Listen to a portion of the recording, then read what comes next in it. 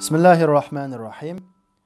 Taharatning sunnatlari qaysi? Taharatning sunnatlari birinchidan niyat qilish, ya'ni taharat elishni niyat qilish. Masalan, bir odam taharat elishni niyat qilmay, issiqlab qilib yoki uyqusi kelib qilib, taharatni yuvishga tegishli hamma yerini yuvdi, beshig'i masih qildi. Ammo bu yerda taharat elishni niyat qilmadi. Endi bunda holatda namoz vaqti kirsa, mushu bo'yicha, ya'ni mushu taharat bilan namoz o'qisa bo'lamdi desa, bo'ladi, ammo sunnatni tashlagan bo'ladi. Chunki taharatda taharat elishni niyat qilish, ya'ni maqsad qilish taharatning bir sunnati. İkinci sünneti Bismillah bilan boshlash. Ya'ni taharatni boshlashdan ilgari Bismillahirrahmanirrahim deyish. Üçüncüsü iki qo'lni 3 qatim yuyish. Ya'ni tunji qatim iki qo'limizni beg'ishgachilik 3 qatim yuyish bir sunnat. To'rtinchisi misvak ishlatib og'zimizni tozalash. Yoki qo'limizni yuvayotgandan keyin qo'limizdan tozalasak-mı bo'ladi, yoki tish cho'tkisi orqali tozalasak-mı bo'ladi. Beshinchisi og'iz burnimizga suv elish. Og'zimizga suv olgan vaqtida ro'zador holatda bak cho'nqur qilmaslik kerak. Ammo ro'zador bo'lmagan holatda cho'nqur qilsa bo'ladi. Oltinchisi yuvishga tegishli